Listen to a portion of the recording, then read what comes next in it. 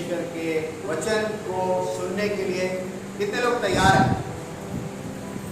चलिए आज बात करते हैं भजन संहिता 23 के ऊपर। लेकिन आज इसकी 2 आयतों पे मैं बात करूंगा। इसके अंदर टोटल मिला के 6 वर्सेस हैं, लेकिन आज मैं बात करूंगा केवल इसकी 2 आयतों, पहली और दूसरी। उसके बाद आगे जाके भी हम इसकी बाकी वर्सेस को देखेंगे। चलिए मेरे साथ अगर आप निकाल लें भजन संहिता उसका 23वां अध्याय। यहाँ पर दाऊद द्वारा इसको लिखा गया है और दाऊद कुछ बताने की कोशिश करता है कि उसका परमेश्वर के साथ कैसा एक संबंध है, कैसा एक रिलेशन है और परमेश्वर को वो किस तरीके से देखता है। जब हम इसकी शुरुआत करते हैं तो यहाँ पर वो कहता है कि यहोवा मेरा चरवाहा है। अब जब चरवाहे शब्द की हम बात करते हैं तो चरवाहा शब्द यूज किया जाता है उन लोगों के लिए जो गाय, भेड़, बकरी या जानवरों को चराते हैं। चरवाहा शब्द उनके लिए यूज किया जाता है कि शेपर्ड इंग्लिश में बोला जाता है कि चरवाहा जो है वो भेड़ बकरियों को चराने का काम करता है। लेकिन दाऊद यहाँ पर परमेश्वर को चरवाहे की जगह रखता है, चरवाहा बनाता है। और उसके पीछे वजह क्या है कि परमेश्वर को उसने ये नाम दिया है कि परमेश्वर यहोवा मेरा चरवाहा है। यहाँ पर 2 बातें देखने को मिलती है। पहली बात जो है यहाँ पर वो शब्द यूज करता है कि यहोवा मेरा, यानी कि एक पर्सनल रिलेशनशिप यहाँ पर दिखाई देती है।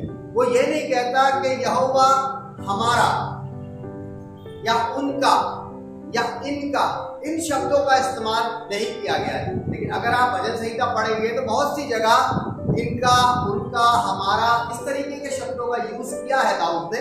लेकिन यहाँ पर भजन संहिता 23 के अंदर जब वो पहली लाइन शुरू करता है तो कहता है कि यहोवा मेरा, यानी कि अपने आप को परमेश्वर के साथ कनेक्ट कर देता है। जब मेरा शब्द यूज करते हैं, आई शब्द यूज करते हैं, माई शब्द यूज करते हैं, तो एक ऐसा संबंध निकल के आता है जो बिल्कुल निजी हो जाता है या बिल्कुल पर्सनल हो जाता है। और ऐसे पर्सनल रिलेशन के अंदर हम कुछ भी कह सकते हैं, सुन सकते हैं, बोल सकते हैं, मांग सकते हैं, हर चीज का अधिकार हमारे पास आ जाता है। और दाऊद भी यहाँ पर जब शब्द यूज करता है कि यहोवा मेरा, वो चाहता तो कह सकता था कि यहोवा हमारा चरवाहा है, क्योंकि इतनी सारी उसकी जो चैप्टर्स है 150 चैप्टर्स के अंदर बहुत सी जगह वो बताता है कि परमेश्वर हमारा शरण स्थान है। लेकिन यहाँ पर वो कहता है कि मेरा चरवाहा है। अभी वो अपनी और परमेश्वर के बीच की बात करता है। अभी किसी दूसरे व्यक्ति के साथ या किसी तीसरे व्यक्ति के साथ वो नहीं जोड़ रहा है। अभी सिर्फ अपनी बात करता है, एक निजी संबंध बताने की कोशिश करता है, एक पर्सनल रिलेशनशिप बताने की कोशिश करता है कि परमेश्वर के साथ उसका रिलेशन कैसा है। वो ये बताने की कोशिश करता है कि परमेश्वर मेरा है और मैं परमेश्वर का हूं। वो दूसरों की और तीसरों की बात करने की कोशिश ही नहीं कर रहा है। वो सिर्फ एक सिंपल सी बात कहता है कि यहोवा मेरा चरवाहा है। अगर हम पुराने नियम के अंदर भी जाते हैं तो वहां पर अगर हम यहेजकेल की पुस्तक निकालते हैं, यहेजकेल की पुस्तक के अंदर भी हमको कुछ ऐसी ही बात मिलती है। यहेजकेल उसका 34वां अध्याय और उसकी 15वीं आयत के अंदर हमें बड़ी अच्छी बात मिलती है। यहाँ पर लिखा हुआ है, मैं आप ही अपनी भेड़ बकरियों का चरवाहा होऊंगा। यहाँ पर परमेश्वर अपने लोगों से बात करता है और परमेश्वर इस बात को बताता है कि मैं चरवाहा हूं, मैं चरवाहा हूं। ये परमेश्वर खुद इस बात को यहाँ कहता है कि मैं चरवाहा हूं और अपनी भेड़ बकरियों की देखभाल करूंगा। लेकिन जब हम नए नियम के अंदर आते हैं तो नए नियम के अंदर आने के बाद भी प्रभु यीशु मसीह की स्टेटमेंट भी हमें ऐसी ही मिलती है। प्रभु यीशु मसीह की स्टेटमेंट को अगर आप देखना चाहते हैं तो यूहन्ना उसका 10वां अध्याय और उसकी 11वीं आयत के अंदर प्रभु यीशु मसीह कहते हैं कि अच्छा चरवाहा मैं हूं। यहाँ पर चरवाहे की बात की जाती है, यहाँ पर एक शेपर्ड की बात की जाती है कि अच्छा चरवाहा होना, और प्रभु यीशु मसीह कहता है कि अच्छा चरवाहा मैं हूं। वो क्लेम कर देता है, वो क्लेम करता है कि अच्छा चरवाहा, यानी कि चरवाहे अच्छे भी नहीं होते हैं जो भेड़ों की सही से देखभाल नहीं करते हैं, जो भेड़ों की केयर नहीं करते हैं, उनको खाना नहीं खिलाते हैं, उनको बीमारी से नहीं मुक्त कराते हैं। हर तरीके की चीजें हो सकती हैं भेड़ों के अंदर, लेकिन एक चरवाहा अगर सारी चीजों में निपुण नहीं है तो वो अच्छा चरवाहा नहीं बन सकता। लेकिन यीशु मसीह इस बात को कहता है कि अच्छा चरवाहा मैं हूं, और एक बात और कहता है कि मेरी भेड़ें मेरा शब्द पहचानती है, यानी कि अच्छा चरवाहा जो भी होगा उसकी भेड़ें उसका शब्द सुनेंगे। और यहां पर दाऊद भी इस बात को कहता है कि यहोवा मेरा चरवाहा है। क्यों है? उसके आगे की लाइन में बहुत अच्छी बात कहता है, कहता है कि मुझे कुछ घटी ना होगी। कुछ घटी यानी कि कोई भी ऐसी कमी नहीं होगी। इंग्लिश के जो लैंग्वेज है उसमें लैकिंग आया है। लैक माने होता है हल्की सी भी कमी होना, हल्की सी भी, कोई भी कमी नहीं होने देगा। दाऊद को इस बात का एश्योरेंस है, इस बात का निश्चय है, इस बात में वो पूरा घमंड करता है कि अगर यहोवा परमेश्वर मेरा चरवाहा है तो मुझे किसी चीज की घटी तो होने वाली नहीं है। वो अभी ये नहीं कहता कि वो मेरे राज्य का चरवाहा है या मेरे लोगों का चरवाहा है या मेरे माँ बाप का चरवाहा है। वो सिर्फ अपनी बात करता है। मैं और आप भी क्या आज इस बात को कह सकते हैं कि यहोवा मेरा चरवाहा है? दाऊद खुद एक चरवाहा था। अगर आप उसका बचपन देखेंगे, बचपन के अंदर जब सैमुएल नबी को दाऊद के घर भेजा गया उसके पापा से मिलने के लिए, कि जब परमेश्वर ने उसको कहा सैमुएल को कि जाओ उस जगह जाओ और वहां पे मैं तुम्हें एक ऐसा व्यक्ति बताऊंगा जो मेरी नजरों में सबसे अच्छा है। उसके घर जाता है, घर जाके दाऊद के पापा यिशै से कहता है कि अपने सारे लड़कों को बुलवा ले। वो सारे लड़कों को बुलवा लेता है, एक एक करके वो उसको पूछने लगता है परमेश्वर से, क्या मैं इसका अभिषेक करूं, क्या मैं इसका अभिषेक करूं। सबके बारे में पूछता है। सब देखने में बड़े स्मार्ट थे, हेल्दी थे, बहुत स्ट्रॉन्ग थे, सब चीजों में काफी अच्छे अच्छे थे उसके लड़के। लेकिन वहां पर वो दाऊद नहीं था उसको।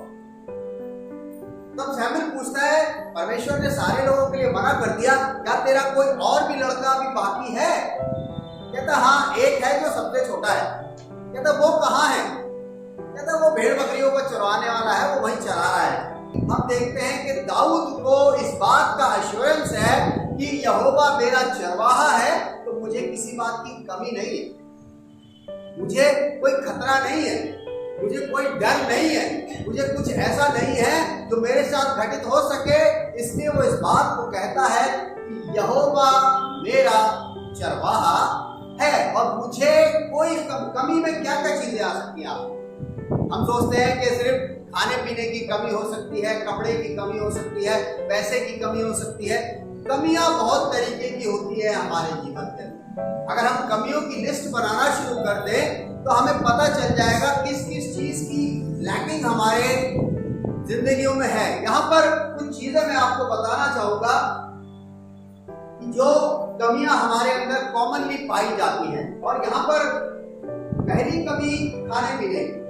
अगर हमारे पास अच्छा खाना नहीं है, हम अच्छा खा पी नहीं पाते हैं, तो हम कह सकते हैं कि हमारी जरूरत पूरी नहीं हो रही है खाने पीने की। तो ये एक कमी है।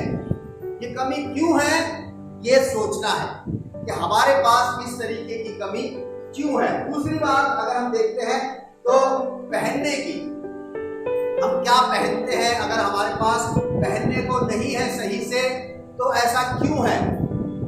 तो यीशु मसीह ने कहा था किसी बात की चिंता ना करना, ना क्या खाएंगे, क्या पिएंगे और क्या कहने के ये 3 बेसिक नीड्स हैं हमारी, कि अगर हमारे पास खाना पीना कपड़ा नहीं है और इसकी हम चिंता करते हैं, तो इस बात को समझ लीजिएगा कि यहोवा मेरा चरवाहा नहीं बोल सकते आप, नहीं बोल सकते, क्योंकि उसके नीचे की लाइन को वो कहता है कि मुझे कुछ घटी ना होगी। अगर आपके जीवन में कोई भी घटी है बेसिक चीज की भी, तो ये जान लीजिए आप इस बात को नहीं कह सकते हैं कि यहोवा मेरा चरवाहा है। और उसके बाद हम देखते हैं खाने की, पीने की, कपड़ों की, घर की। कई लोगों को मैंने देखा है कि घर के लिए बड़े मारे मारे फिरते हैं, कभी इधर किराए पे रह रहे हैं, कभी उधर किराए पे रह रहे हैं, कभी इधर जा रहे हैं, कभी नहीं रह पाते और अपना घर लेने की सोचते हैं लेकिन कभी ले नहीं पाते। उनके पीछे भी ऐसी वजहें होती हैं जो इस बात को कह देती है कि यहोवा उनका चरवाहा नहीं है, ये कमी है, घटी है। दाऊद कहता है कि मुझे कुछ कमी ना होगी, कोई भी कमी ना होगी। उसके बाद कहता है कि एक ऐसी चीज है जो सबको जरूरत है, सबको उसकी जरूरत है, और वो है पीस, यानी कि शांति। अगर आपके जीवन में शांति की घटी है, आपके जीवन में पीस की कमी है, लैकिंग है, तो आप इस बात को नहीं कह पाते। आपके जीवन में शांति होना बहुत जरूरी है। आपकी परिस्थितियां कैसी भी हो सकती हैं, आपके किसी भी तरीके से आप अपनी जिंदगी में गुजर सकते हैं, लेकिन परमेश्वर ने एक वादा किया हुआ है कि मैं तुम्हें किसी ऐसी परीक्षा में ना डालूंगा जो तुम्हारे सहने से बाहर हो। और अगर आप अपने जीवन में अशांति महसूस करते हैं, उथल पुथल महसूस करते हैं, आप ऐसा महसूस करते हैं कि हमारा जीवन तो बेकार है, हमारे जीवन के अंदर कुछ नहीं है, हमारे जीवन के अंदर सब चीजें अस्त व्यस्त हैं, और आपका जीवन अशांत रहता है, तो आप इस बात को क्लेम नहीं कर सकते कि यहोवा मेरा चरवाहा है। दाऊद ने बहुत सोच समझ के इस लाइन को ऊपर लिखा है कि यहोवा मेरा चरवाहा है और मुझे कुछ कमी नहीं होगी। और एक बात और है जीवन में सुरक्षा। आप कितने अपने आप को सुरक्षित महसूस करते हैं? सुरक्षा का मतलब ये नहीं है कि आप राह चल रहे हैं और आपको किसी ने कुछ कह दिया, आपकी लड़ाई हो गई और आपको उससे बचा लिया गया। इस वाली सुरक्षा की मैं बात नहीं कर रहा हूं।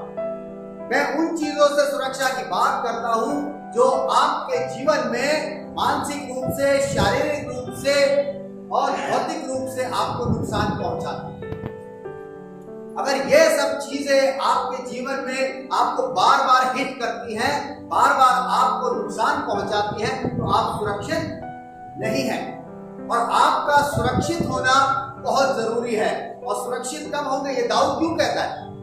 उसने इस बात को बताया है कि जब कोई मेरी भेड़ के बच्चे को उठा के ले जाता था, रीछ या कोई भी शेर उठा के ले जाता था, मैं उसके पीछे जाता था, उसके मुंह के अंदर से अपने भेड़ के बच्चे को सुरक्षित वापस ले। सुरक्षा का होना बहुत जरूरी है। इसका मतलब दाऊद भी उस सुरक्षा को महसूस करता है जो परमेश्वर ने उसको दी है, वो सुरक्षित रहता है। क्योंकि अगर आप उसकी लाइफ को देखेंगे, जब उसको शाऊल राजा ने अपने पास बुलाया था, तो शाऊल राजा उससे चिढ़ने लगा। इसके सारे भाई आर्मी में थे, जो शाऊल की सेना थे उसमें भर्ती थे वो सारे। ये तो उनसे मिलने आया था, इनके पापा ने कहा कि जाके उनको खाना दे आओ। वहां जाके इसको पता चलता है कि यहाँ तो कुछ एक ऐसा माहौल है जो डर का है, असुरक्षा का है। इसने पूछा कि क्या बात है। इसके भाइयों ने इसको ऐसे कहा, तू जा, तेरे बस की कुछ नहीं है, तो अपने घर जा। फिर इसने औरों से पूछा तो उन्होंने बताया कि फलिस्तियों का एक ऐसा व्यक्ति है जो बहुत लंबा चौड़ा है और वो हमारी पूरी सेना को ललकारता है। कहता है कि अगर तुमने मुझे हरा दिया अकेले को तो तुम जीत जाओगे। कोई भी व्यक्ति ऐसा नहीं है जो उससे जाके लड़ाई कर सके। उसने कहा ठीक है, तुम मुझे राजा के पास ले चलो, मैं राजा से बात करूं। लिखा हुआ है उसके गालों पे लाली झलकती थी। एक यंग था, जवान लड़का था, हो सकता है 13, 14, 15 साल का होगा। राजा के पास जाता है, राजा को तो कोई ना कोई ऐसा व्यक्ति चाहिए था जो उस व्यक्ति को मार दे। राजा के पास जाता है, राजा से कहता है कि मैं इस व्यक्ति को मार गिराऊंगा। राजा सोचता है कि भाई कैसे मार गिराएगा, यदि राजा को एक व्यक्ति चाहिए था तो कहता है कि ठीक है, इसको कवच पहना दो। कवच आप जानते हैं ना कि जब लड़ाई पे जाते हैं तो कवच जो होता है लोहे का, एक पूरी बॉडी को कवर करने वाला एक हथियार होता है, जिससे आपका पूरे हाथ पैर मुंह सब कुछ ढक जाता है। ये सामने वाला अगर आपके ऊपर अटैक करता है तो आप उससे प्रोटेक्ट हो सके। वो उसको पहनाया जाता है, लेकिन वो इतना भारी था वो उससे नहीं संभलता।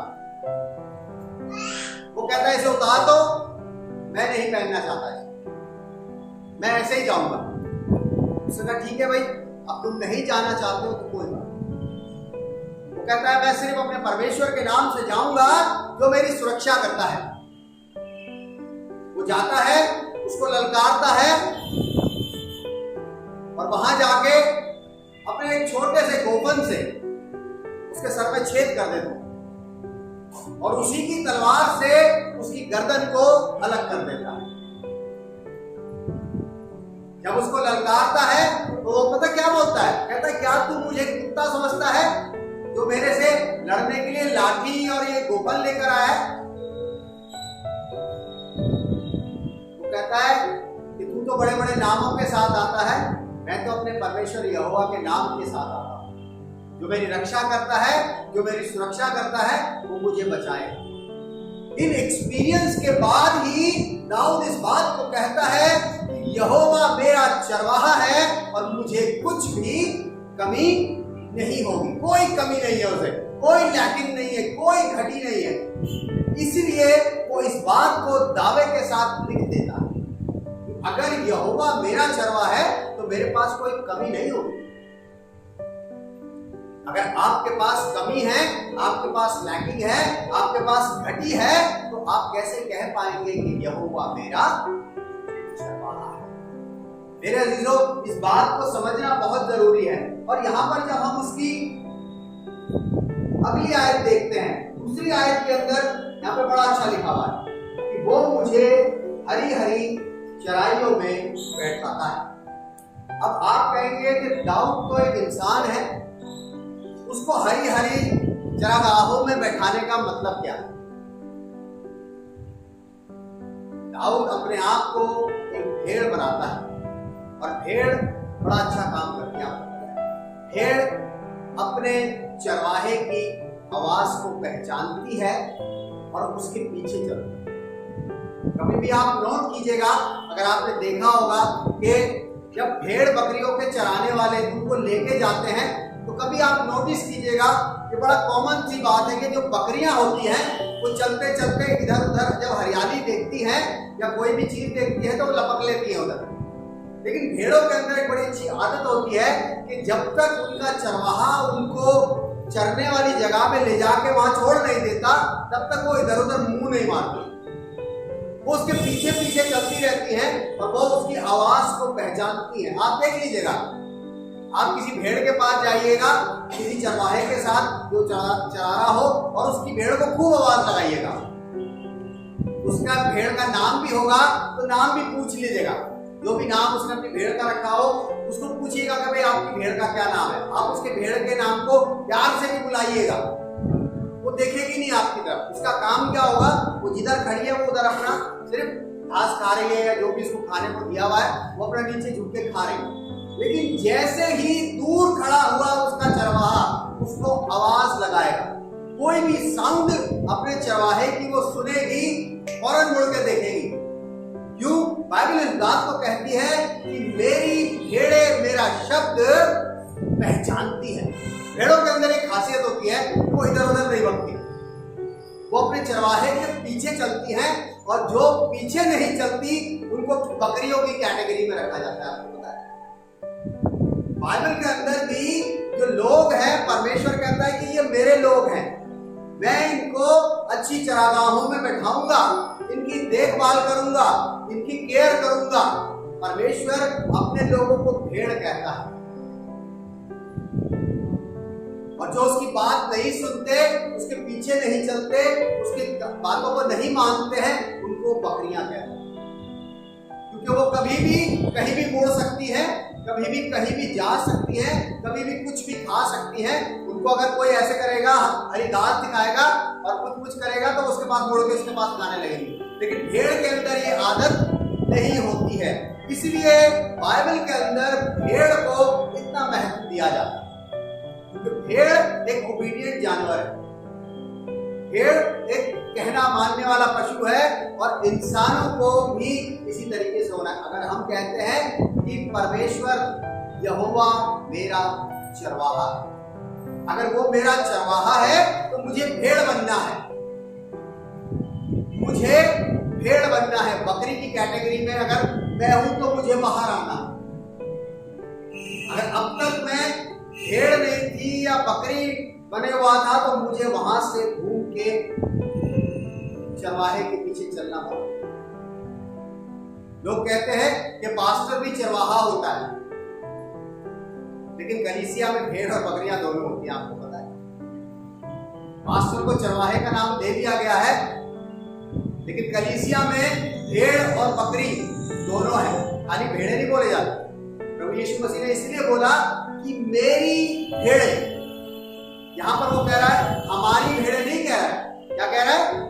मेरी भेड़े मेरा।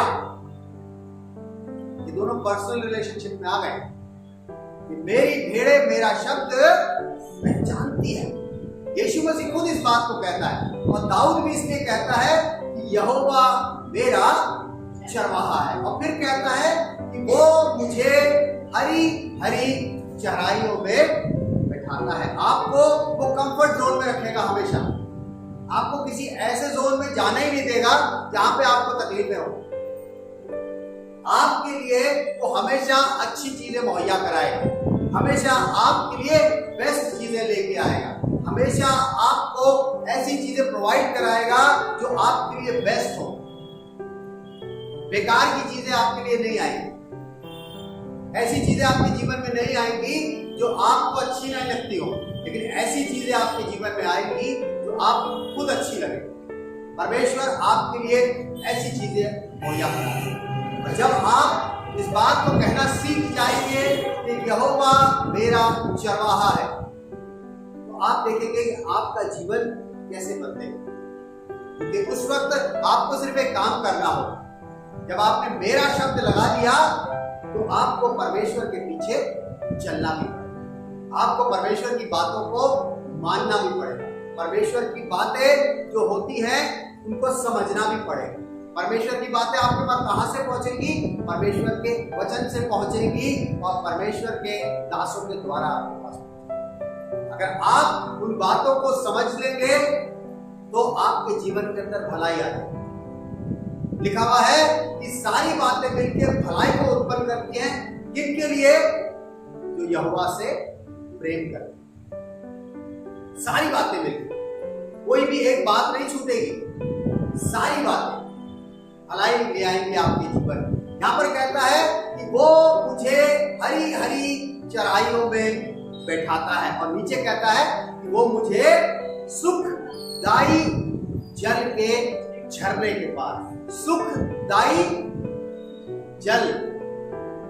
यीशु मसीह ने कहा जीवन का जल मैं हूं।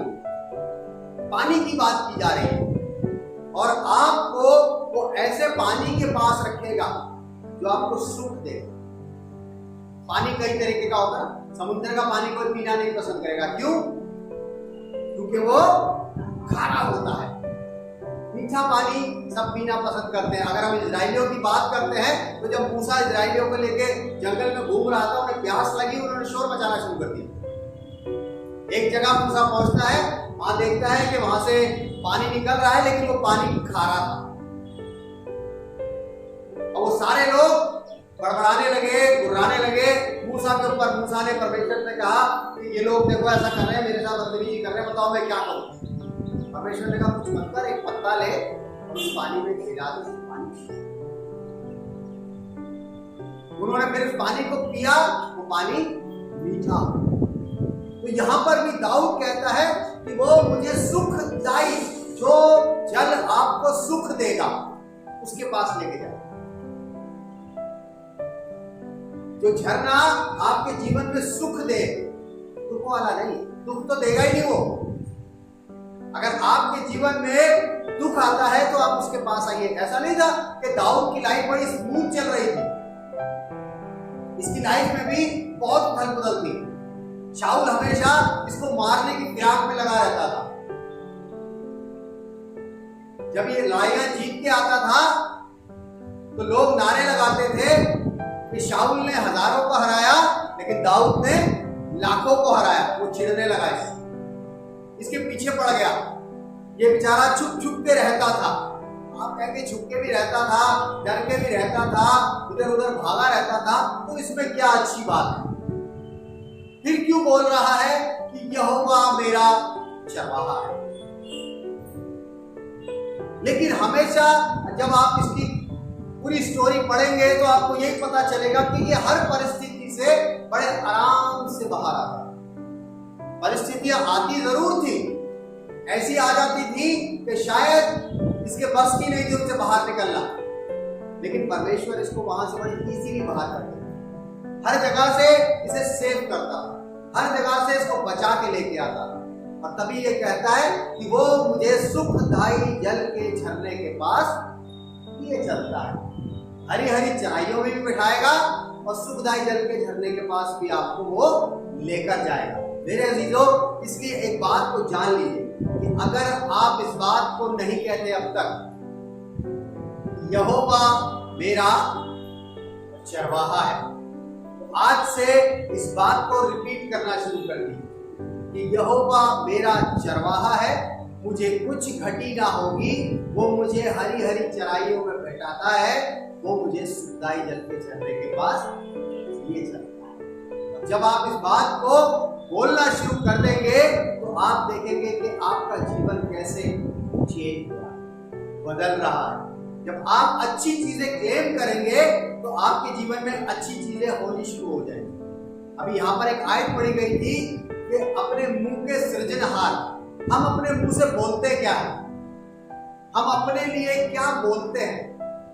आपको पता है, कोई भी बीज अगर बोया जाता है, अगर वो खराब बीज है तो पौधा भी खराब ही निकलता है, लेकिन अगर अच्छा बीज बोया जाता है पौधा भी अच्छा ही निकलता है। तो आप अपने लिए क्या बोलते हैं कि यहोवा मेरा चरवाहा है, या आप बोलते रहे मेरे जीवन में तो बहुत परेशानी है? आप ये बोलते हैं कि मुझे कुछ घटी ना होगी, या आप ये बोलते रहे मेरे जीवन में तो हमेशा घटी रहे, अरे मेरे पास तो कुछ है ही नहीं, मेरी तो कोई सुनता ही नहीं है, मुझे तो हर कोई परेशान करता है, मुझे तो उन्होंने ऐसा कह दिया, मेरे साथ तो ये घट गया, मेरे साथ तो वो हो गया। आप क्या बोलते हैं ये आपके ऊपर डिपेंड करता है। अगर आप इस बात को बोलते हैं, दाऊद कह रहा है कि यहोवा मेरा चरवाहा, क्लेम कर रहा है, आप क्लेम कीजिए, गुड थिंग्स क्लेम कीजिए, अच्छी चीजों को अपने लिए मांगिए, क्लेम कीजिए कि यहोवा मेरा चरवाहा है। वो कहता है कि मैं तुमको अच्छी जगहों में ले जाऊंगा। उसकी आवाज को सुनिए, उसकी आवाज को पहचानिए कि वो क्या कहना चाहता है। और जिस दिन आपने इस बात को कहना शुरू कर दिया, आप देखेंगे कि आपके जीवन में कैसे परिवर्तन आ जाएगा और आपका जीवन यहां से यहां पहुंचेगा। इसलिए मेरे चीजों, आज मैं सिर्फ यही खत्म करूंगा कि आज से आप इस बात को शुरू कर दे कहना कि यहोवा मेरा चरवाहा है। आइए दुआ करें। धन्यवाद करते हैं प्रभु जी आपके वचन के लिए। ये वचन आपने हमें दिया कि यहोवा मेरा चरवाहा है, मुझे कुछ घटी ना। हाँ प्रभु जी, यदि हमारे पास घटी है, कमी है, तो आप हमारे चरवाहा नहीं हैं। हमारे अंदर कमी है कि आप हमारे चरवाहा नहीं। लेकिन आज हम आपको आमंत्रित करते हैं, इन्विटेशन देते हैं कि आप हमारे चरवाहे बन जाएं प्रभु जी, ताकि हम आपकी बातों को सुने, आपकी आवाज को सुन के आपके पीछे चलें प्रभु, और हमारे जीवन में कोई कमी ना हो, कोई घटी ना हो, किसी भी बात की ऐसी कमी ना रहे जिसको आप पूरा ना करें। आप हमारी सारी कमियों को पूरा करें, ताकि हम हमेशा इस बात को कहते रहें यहोवा मेरा चरवाहा। इस विनती को मांग कर अपने उद्धार करता यीशु मसीह। आमीन।